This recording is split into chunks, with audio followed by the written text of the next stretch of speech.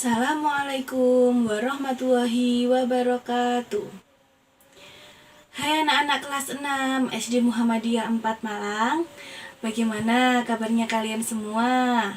Semoga kalian semua di rumah dalam keadaan sehat. Amin. Anak-anak, hari ini kita akan belajar tentang kemuhammadiyahan. Di bab 1 ini, kita akan belajar tentang organisasi Tapak Suci Putra Muhammadiyah. Anak-anak, coba sebutkan, ini gambarnya apa? Nah, tepat sekali. Itu tadi gambarnya pencak silat atau yang dinamakan Tapak Suci. Pasti anak-anak semua sudah tahu ya, tapak suci itu apa. Kali ini, Bu Siska akan membahas tentang legenda tapak suci. Sebelum membahas ke materi, Bu Siska akan membacakan tujuan pembelajaran kita hari ini. Nah, anak-anak, tujuan pembelajaran kita yang pertama, menjelaskan legenda pencak silat. Yang kedua, menjelaskan sejarah berdirinya tapak suci. Yang ketiga, mengidentifikasi arti dan lambang tapak suci. Dan yang keempat, mengidentifikasi marsh dan himne tapak suci. Anak-anak semua sudah siap di pembahasan legenda pencak silat tapak suci ini? Kalau anak-anak semua sudah siap, silakan katakan siap. Legenda pencak silat Indonesia berawal dari pendekar hebat dari perguruan Tapak Suci Putra Muhammadiyah. Ada yang tahu pendekar hebat itu siapa, anak-anak? Hebat! Anak-anak, pendekar itu bernama Abbas Akbar.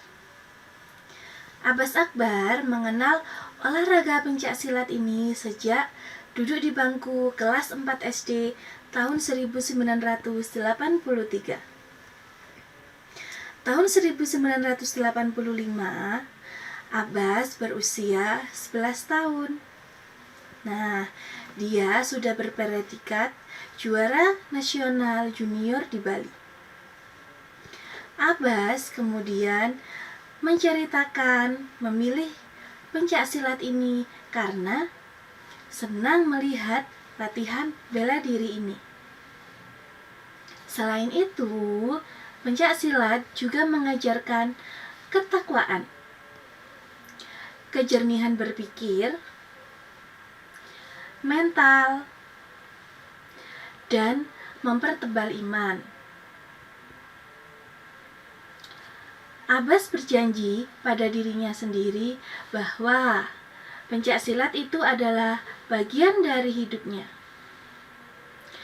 Kalau bisa terus berprestasi, saya tentunya akan menggeluti dunia pencak silat ini seumur hidup ini dan berusaha menjaga kondisi secara maksimal.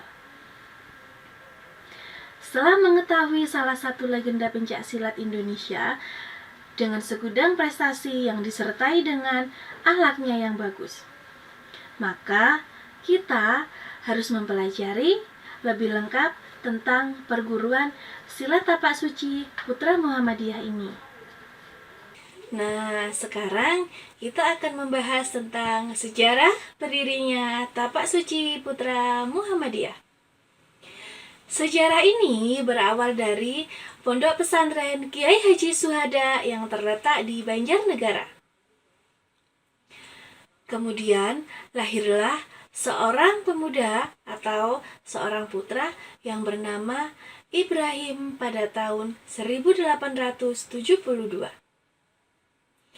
Masa pertumbuhannya sebagai seorang pemuda mempunyai kegemaran berkelahi. Pemuda Ibrahim ini menjadi seorang pendekar dan ulama yang berkemampuan ilmu bela diri dan agama. Sebagai putra Indonesia, Ibrahim memiliki ilmu kemampuan konto. Nah, pada suatu ketika terjadilah perkelahian bentrokan besar-besaran dengan kompeni Belanda. Perkelahian ini terjadi ketika ada pertunjukan walang di rumah seorang Cina yang bernama Jin Sang. Dengan kemampuan pencak silat, Ibrahim berhasil meloloskan diri. Nah, sejak saat itu Ibrahim menjadi buronan kompeni Belanda. Ibrahim bersembunyi di rumah Kiai Haji Ali.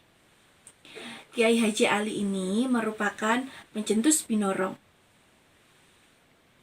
Di dalam persembunyiannya, Ibrahim menikah dengan putri Kiai Haji Ali.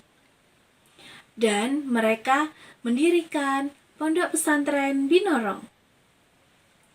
Pondok pesantren Binorong tersebut berkembang sangat pesat dan melahirkan santri-santri yang hebat. Setelah naik haji, Ibrahim berganti nama menjadi Kiai Haji Busro Suhada. Nah, berganti nama ini terdengar oleh kompeni Belanda. Anak-anak semua, kira-kira apa yang dilakukan kompeni Belanda mendengar bahwa Ibrahim sudah berganti nama? Mendengar sudah berganti nama, ternyata kompeni Belanda mengejar Ibrahim ini. Selama pengejarannya, kompeni Belanda sampai ke Singapura. Pada saat di Singapura, Ibrahim atau Kiai Haji Busro Suhada ini belajar ilmu konto. Ibrahim atau Kiai Haji Busro Suhada setelah belajar ilmu konto di Singapura tidak langsung pulang ke rumahnya. Namun Ibrahim bermukim dulu di Tasikmalaya, tepatnya di rumah Haji Badrudin dan Haji Toha untuk memperdalam ilmu pencak silatnya. Pada tahun 1921, dalam konferensi pemuda Muhammadiyah, tepatnya di Yogyakarta, bertemulah Kiai Haji Busro Suhada dengan dua kakak beradik yang bernama Ahmad Dimyati dan Muhammad Wahid.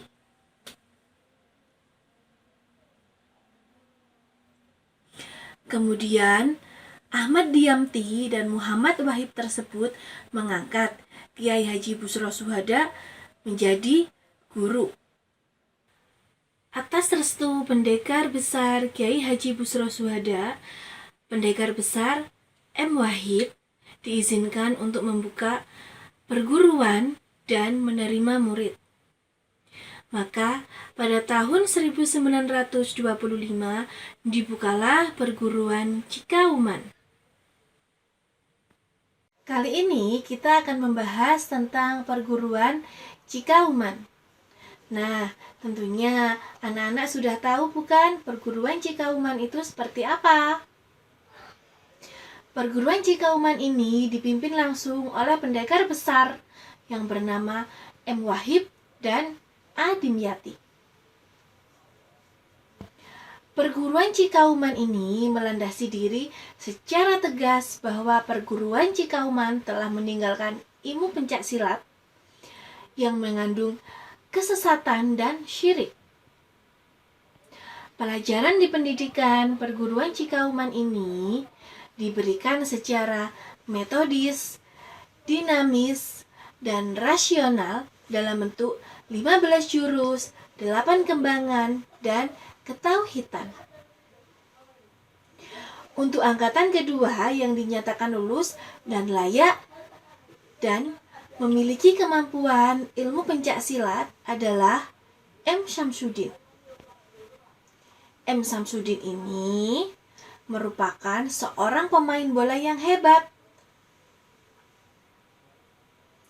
Kemudian M. Syamsuddin diangkat menjadi pembantu utama dan M. Syamsuddin diizinkan untuk menerima murid. Nah, selanjutnya M. Syamsuddin ini mendirikan perguruan apa, anak-anak? Hebat sekali. M. Syamsuddin ini mendirikan perguruan Seranoman. Anak-anak, kita akan mempelajari tentang perguruan Seranoman.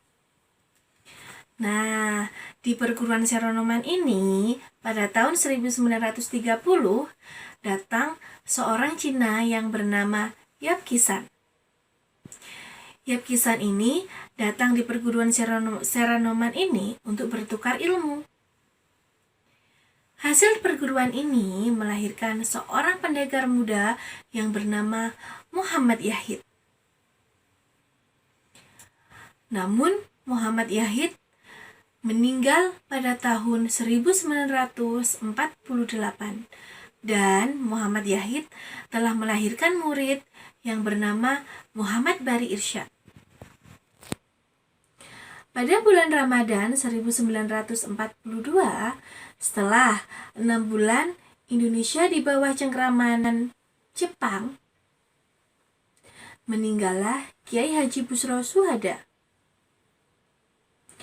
Pada tahun 1943, datanglah seorang perwira tentara Jepang Makino.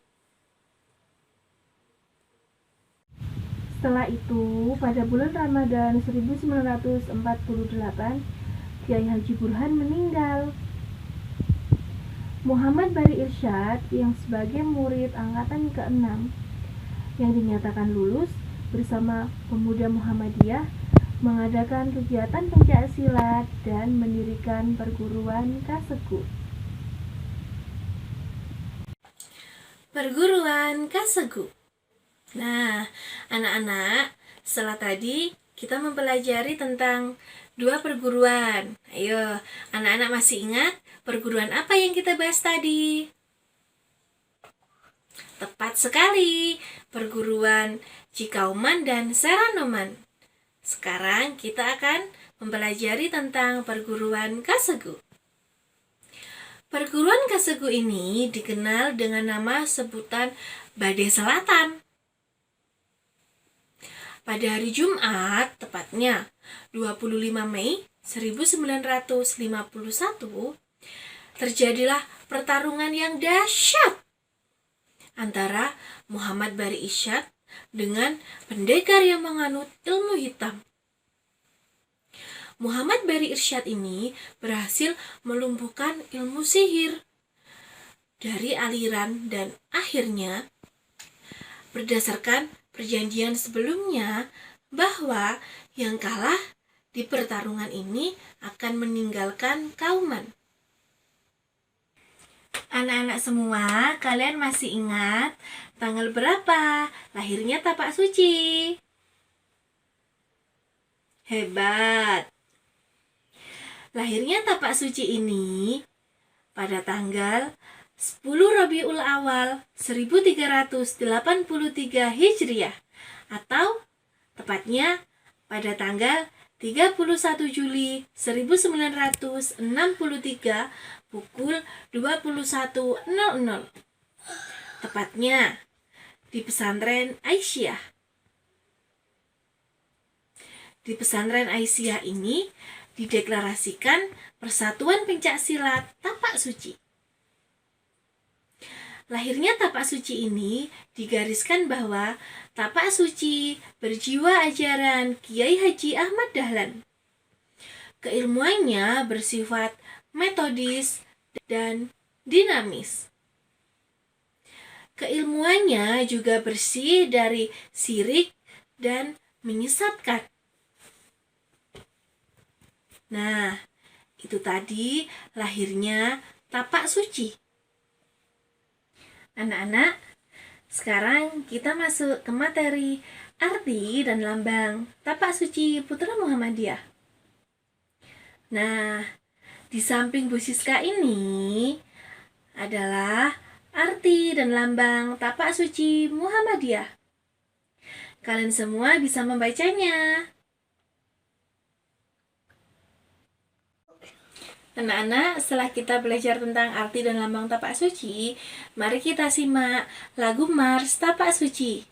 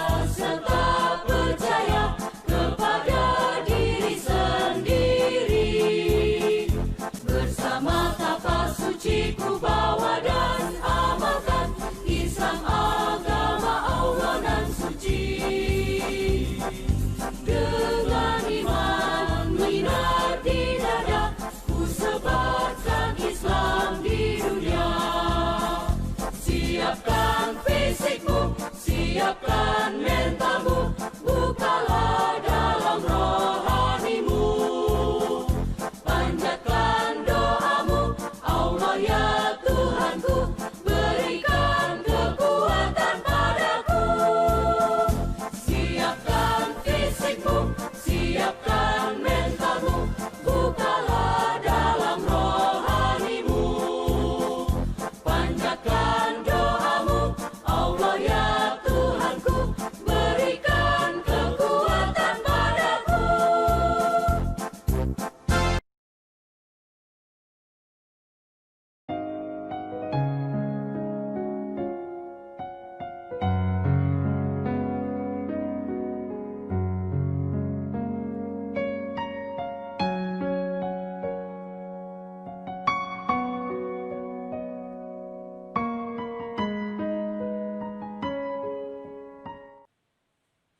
Terima kasih anak-anak hebat, kalian semua sudah menyimak pembelajaran hari ini. Semoga pembelajaran di bab 1 ini tentang Organisasi Otonom Putra Muhammadiyah. Anak-anak bisa mengambil ilmunya dan bermanfaat bagi kalian semua. Anak-anak lebih semangat lagi ya di pembelajaran selanjutnya. Tetap semangat belajar di rumah bersama ayah bunda. Bu Siska akhiri, wassalamualaikum warahmatullahi wabarakatuh.